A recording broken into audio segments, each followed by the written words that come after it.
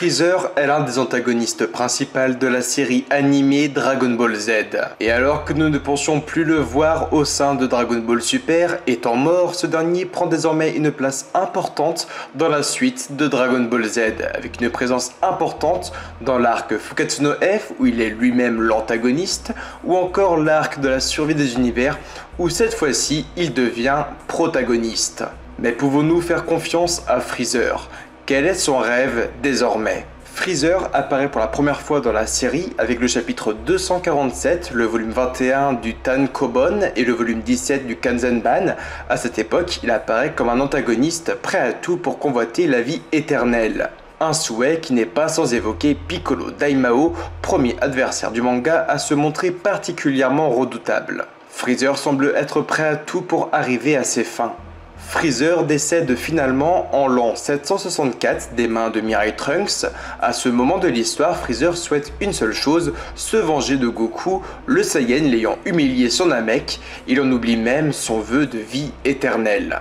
Il reviendra ensuite à la vie en l'an 779 grâce à Sorbet et décédera à nouveau des mains de Goku sur la planète Terre. Freezer reviendra encore une fois sur Terre pour participer au tournoi du pouvoir, cette fois-ci en tant que protagoniste et allié important de Goku et de Vegeta.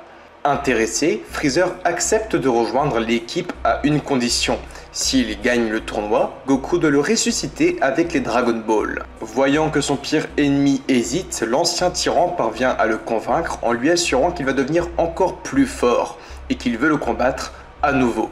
Goku révèle également à Freezer que l'univers recevra les Super Dragon Ball et qu'il pourra s'en servir si leur équipe gagne. Mais Freezer comprend tout de suite qu'il ne sera peut-être pas celui qui gagnera les Super Dragon Ball. Nous avons alors trois options pour la suite du manga et des événements à venir. Première option, l'équipe 7 perd le tournoi et son univers est anéanti, Freezer y compris. Deuxième option, l'équipe 7 gagne et Freezer revient à la vie avec les Dragon Ball de la Terre, comme promis. Troisième option et la plus dangereuse, l'univers 7 gagne le tournoi, Freezer est le dernier sur le ring et fait de l'équipe 7 les grands gagnants. Freezer recevra alors les Super Dragon Ball, mais Goku devra alors aussi tenir sa promesse et le ressusciter avec les Dragon Ball de la Terre. Freezer reviendra alors à la vie, mais il pourra encore exaucer un vœu grâce au Super Dragon Ball. Durant le tournoi du pouvoir, Whis suggère également que Freezer tente d'obtenir les Super Dragon Ball afin d'éliminer un être ou même un dieu. Freezer se montre même menaçant à plusieurs reprises envers les dieux comme sa provocation contre Hélès, Akaishin de l'univers 2, mais aussi envers les Zeno qu'il traite de gamins colorés accomplissant des actes nauséabonds. Il promet alors de les dominer un jour. Lors du tournoi, Freezer se montre très statique, mais espionne aussi plusieurs évolutions et discussions comme la conversation des dieux parlant du fameux pouvoir Migate no Gokui. Freezer compte alors se servir de Goku pour éliminer Jiren qu'il désigne comme un vrai monstre de puissance qu'il sera incapable de vaincre. Lors du recrutement de Freezer pour le tournoi du pouvoir, nous pouvons assister à un combat de simulation entre Goku et Freezer. La règle est simple, le premier qui frappe l'autre a gagné. Nous avons alors un Golden Freezer contre un Goku Super Saiyajin Blue et alors que nous pensons avoir une égalité des deux participants, nous voyons clairement que Freezer joue la comédie et nous savons que Freezer est un très bon comédien. Alors que Goku perd sa forme de Super Saiyajin Blue, Freezer garde sa forme de Golden Freezer, ce qui montre qu'il n'est pas encore inconscient. Dans l'univers de Dragon Ball, un personnage inconscient, KO ou ayant atteint sa limite physique, perd sa transformation. Et c'était déjà le cas de Freezer dans Fukatsu no F. Mais cette fois-ci, non. Freezer garde sa forme.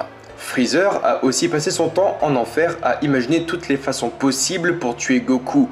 Il sait qu'il peut gagner dans un combat à mort.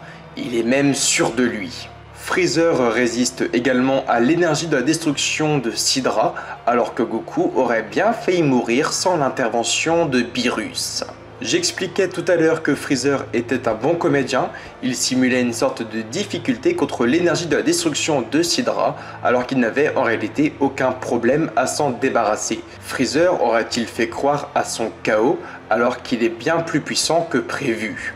Dans l'épisode 95 de Dragon Ball Super toujours, Freezer explique bien qu'il souhaite manipuler les dieux et ne compte pas laisser Beerus faire comme il le souhaite. Et si Freezer voulait les Super Dragon Ball pour effacer Beerus comme l'a suggéré Whis, Freezer sera un jour un antagoniste et sûrement l'antagoniste final de Dragon Ball Super.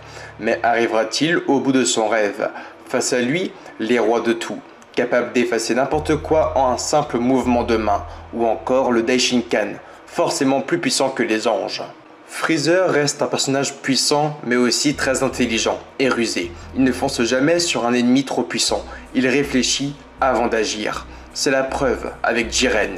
Il ne l'attaque pas, car il sait qu'il n'a pas le niveau. Pourtant, il compte manipuler tous les dieux. Aurait-il préparé un plan? Seul l'avenir nous le dira, mais Freezer n'a pas rejoint le scénario du tournoi du pouvoir pour rien. Il ne combat pas pour l'instant et se préserve pour quelque chose. Méfiez-vous de Freezer, car elle sera un jour votre plus grand ennemi.